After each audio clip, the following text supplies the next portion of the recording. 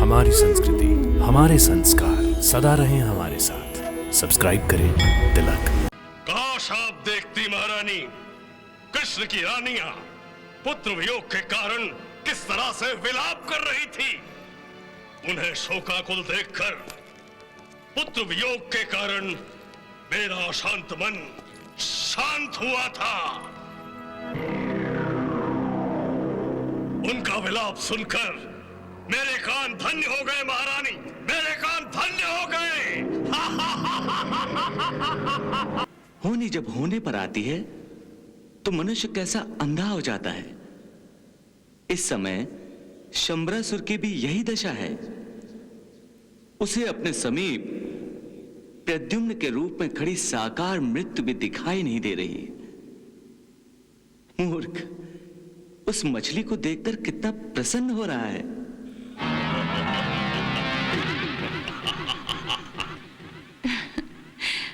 हाँ भगवान, यदि शंबरासुर इतनी ही सद्बुद्धि वाला होता तो प्रद्युम्न का हरण करने की चेष्टा वो कभी नहीं करता। ऐसा होता तब भी वो प्रद्युम्न हरण की मूर्खता अवश्य करता। परंतु ऐसा क्यों भगवान? इसलिए देवी कि होनी बड़े से बड़े ज्ञानी और बुद्धिमान से भी कभी मूर्खता तो कभी अति बुद्धि के माध्यम से ऐसा कार्य करवाती है जो होनी को और भी अधिक संभव बना देता है। बलराम, अब तुम मेरा यह दर्शन भूल जाओगे। तुम शेषनाग का अवतार हो, यह भी तुम्हें याद नहीं रहेगा।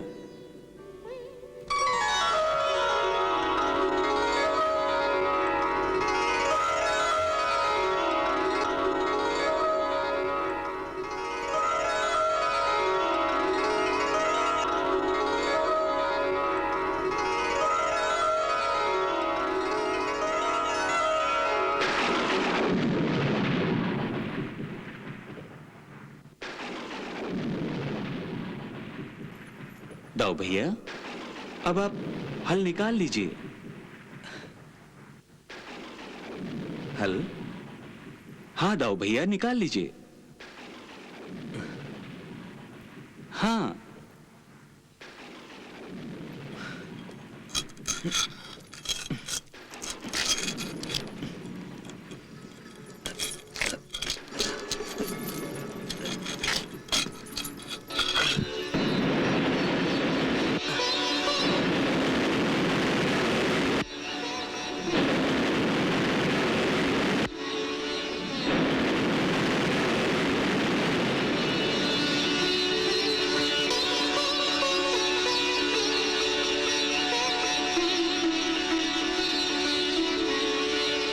नारायण नारायण। चलिए दाऊ भैया, आइए।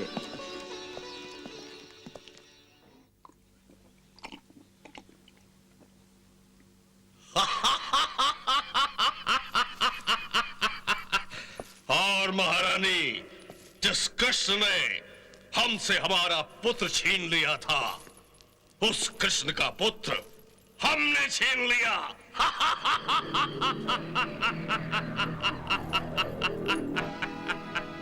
काश आप देखती महारानी, कृष्ण की रानियां पुत्र वियोग के कारण किस तरह से विलाप कर रही थी। उन्हें शोकाकुल देखकर पुत्र वियोग के कारण मेरा अशांत मन शांत हुआ था। उनका विलाप सुनकर मेरे कान धन्य हो गए महारानी, मेरे कान धन्य हो गए।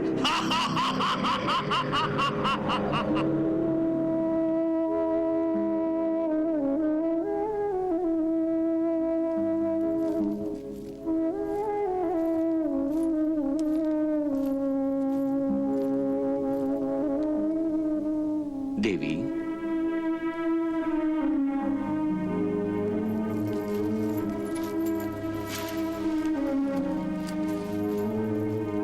अब ये भावुकता छोड़िए और इस नाटक से बाहर आइए। देखिए देवी, हम जैसा चाहते थे वैसा ही हो गया। वाह देवी, आपके अभिनय ने तो शंबरासुर जैसे मायावी को भी धोखे में डाल दिया। वो अभिनय नहीं था भगवान, फिर? वो तो एक माँ के दिल की वेदनाओं का प्रदर्शन था। देवी, हाँ भगवान, मेरे आंसू झूठे नहीं थे। वो तो एक माँ की आंखों में छलकने वाले ममता के मोती थे। देवी, आप कैसी बातें कर रही हैं? मैं सत्य कह रही हूँ भगवान, मैं सत्य कह रही हूँ। इस समय आपके सामने देवी रुक्मणी नहीं बल्कि एक माँ बोल रही है।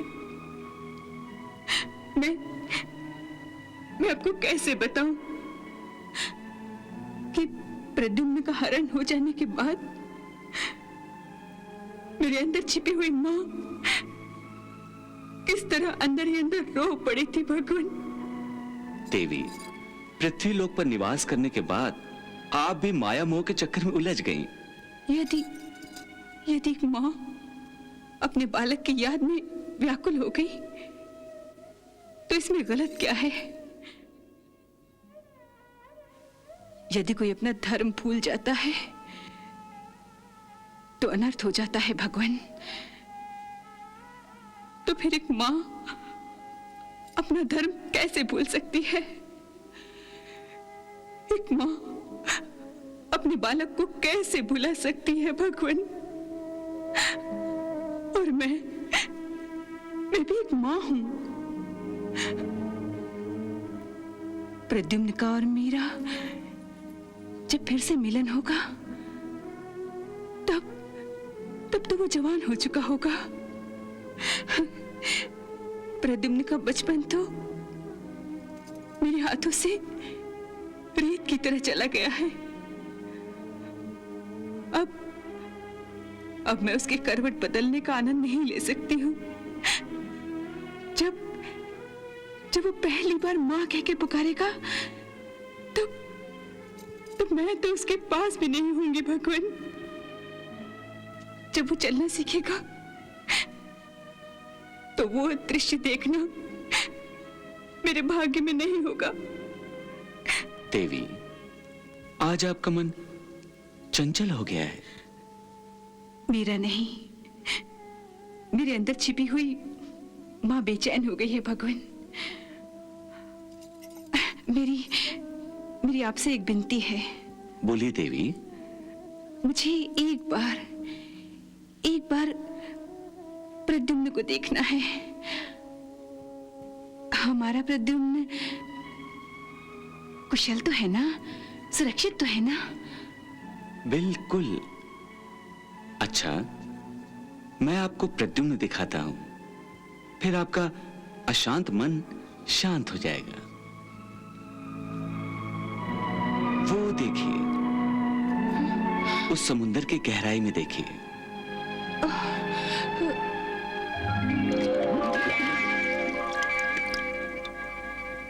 उसी समुंदर में हमारा प्रद्युम्न है।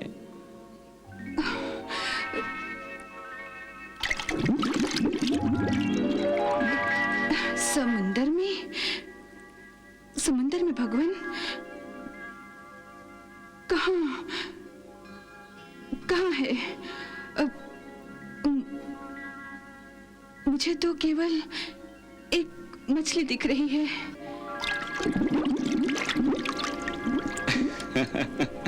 देवी, माया मोह के कारण आपके अंतर चक्षु भी प्रभावहीन हो गए हैं। ठीक से देखिए देवी, ठीक से देखिए।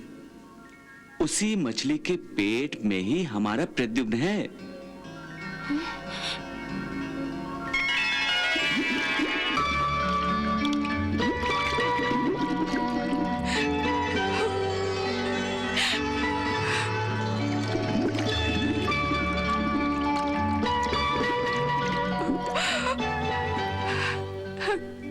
हाँ, और हमारा प्रद्युम्न बिल्कुल सुरक्षित है।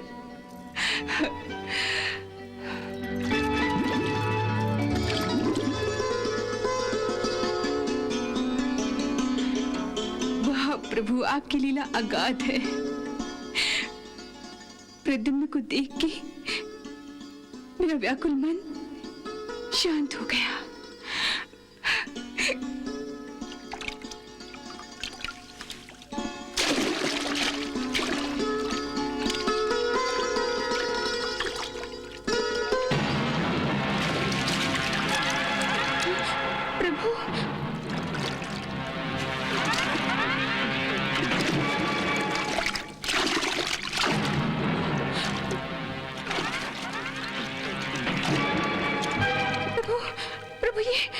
देवी, मायावी शंबरासुर से युद्ध करने के लिए प्रद्युम्न को मायावी विद्या की शिक्षा लेना अति आवश्यक है।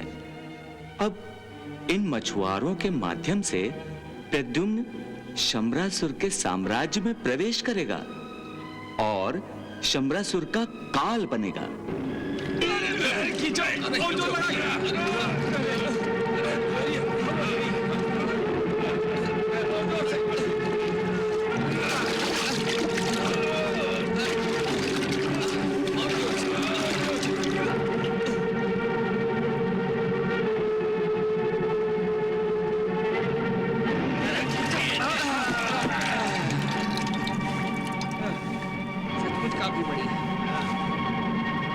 इतनी बड़ी मछलियां बेचेंगे कहाँ? खरीदेगा कौन? ऐसा लागत है जैसे मछलियां नहीं मगरमच्छ गले पड़ गवा है। यही तो समस्या है, इसको हम कहाँ ले जाएंगे? हाँ, यदि हम इस मछलिया को महाराज शंबरासुर जी को भेंट कर दें तो? वो कहेगा भैया? अरे बुद्धू, महाराज को यदि भेंट कर दें तो हमें इनाम देंगे, तो बारे न्यारे हो जाएंगे। चलो भैया, जल्दी से जाल समेट लो और महाराज के महल में चलो। चलो। वाह वाह,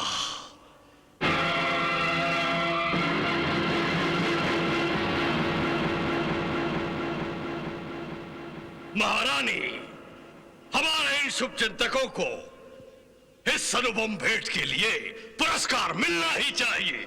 क्यों नहीं महाराज, अवश्य मिलेगा।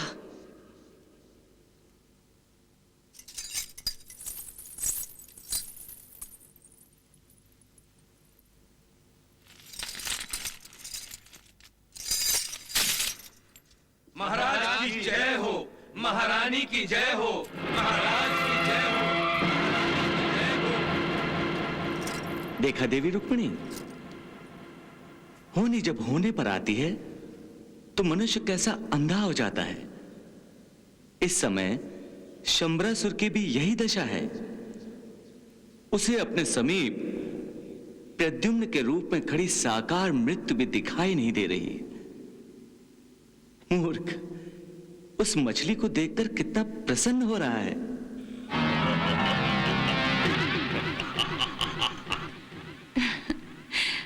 हाँ भगवान, यदि शंबरासुर इतनी ही सद्बुद्धि वाला होता तो प्रद्युम्न का हरण करने की चेष्टा वो कभी नहीं करता। ऐसा होता तब भी वो प्रद्युम्न हरण की मूर्खता अवश्य करता। परंतु ऐसा क्यों भगवान? इसलिए देवी कि होनी बड़े से बड़े ज्ञानी और बुद्धिमान से भी कभी मूर्खता तो कभी अति बुद्धि के माध्यम से ऐसा कार्य करवाती है जो होनी को और भी अधिक संभव बना देता है। मृत्यु भी होनी का एक निश्चित तथा अटल रूप है। इससे ना कोई प्राणी बचा है, ना कोई बच सकता है। ब्रह्मांड के हर प्राणी को, चाहे वो मानव हो या दानव, पक्षी हो या पखेरु, नन्हा सा पौधा हो या विशाल वृक्ष, मृत्यु का स्वाद चखना ही पड़ता है। मृत्यु एक ऐसी छाया है जो मनुष्य का पीछा उसकी चिता तक करती है। देवी, और सबसे बड़ा सत्य यह है कि मृत्यु से दूर भागने वाला मृत्यु की ओर ही भागता है। इसलिए कि हर बीतने वाला पल उसे उसकी मृत्यु के निकट लाता रहता है। ये दानव अमृत की प्राप्ति के लिए तपस्या करते हैं, मृत्यु से भागते हैं, परंतु भागकर उसी स्थल पर, उसी निश्चित क्षण पर पहुंच जाते हैं जिस पल और जिस स्थल पर उनकी मृत्यु तय होती है।